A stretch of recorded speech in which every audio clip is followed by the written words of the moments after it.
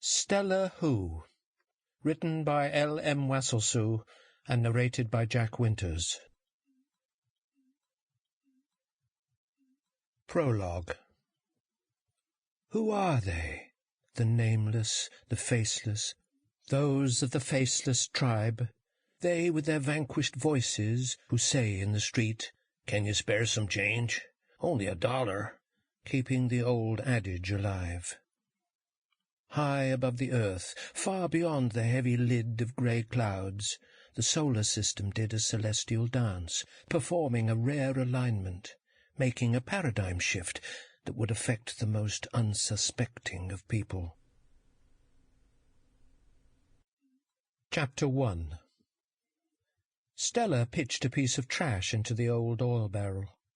A weak flame rose, glowing red through the rusted holes of the drum, then died away almost as quickly as it had grown. It offered no warmth, and no false hope to any of those who watched. Earlier that morning, an unseasonable low-pressure system had moved over Vancouver Island, and with the storm came high winds and the first snow that the people of Victoria had seen in years. With it came a damp, biting cold that chilled even the most tolerant to the bone. "I hate winter," Megan said, quivering with cold. A few of the others murmured in agreement, but felt too miserable to comment.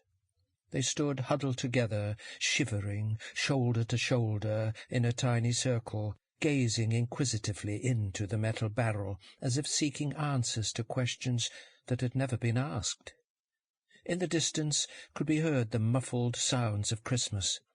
They listened and knew that the shoppers smiled, unmindful of the cold, their mood joyous as they rushed from shop to shop. Lights of red and green and blue twinkled, reflecting from the light dusting of snow and from the boats as they drifted in the harbour. The annual Parade of Lights celebrations had begun, and a line of boats began their dance, weaving back and forth as if choreographed. Joyous tunes blared from the yachts, for the merriment was already well under way. But none of that festive mood had spread down to where the miserable group of homeless people hovered over their pathetic fire.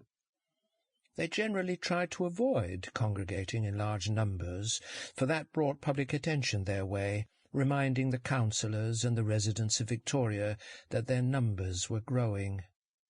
But on that cold, blustery night they threw caution to the wind and assembled, and not just for the warmth, although that would have given them great comfort. They were filled with a need to be near those who understood their problems and the life in which they lived. That short interlude of togetherness under the cover of darkness gave them the endurance that was necessary to overcome their travails. But more than anything, on that particular night they needed to be next to other, living, breathing human beings. In their quiet they were all thinking of Charlie, absent, yet one of them, who was hovering elsewhere on the fine line between life and death. It was Gordon who broke the silence, likely because he simply had to talk about it. "How could anyone do this to old Charlie? Poor old simple, harmless Charlie. Those fucking bastards tried to cook him to a crisp." Stella, out of habit, glanced over to see if Holly was asleep, then turned back to Gordon, knowing that Holly had likely heard that kind of coarse talk more than any child ought to. But they all knew that she would never repeat the words. In the months since Stella had known Holly, she had never spoken a word, yet everyone knew that Holly heard and understood every word that was said.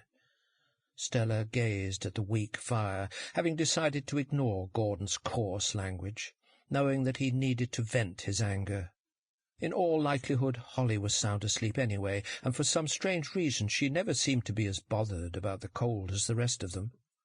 Stella looked into the saddened faces of her friends. They varied in ages from 17 to 70, and her eyes rested again where little Holly lay asleep inside Megan's shopping cart, under a plastic cover, and on a hollowed-out bed of old coats and clothes. Holly would be 4 years old within a few weeks, and Stella wondered if she had ever had a real birthday party. Sample complete. Ready to continue?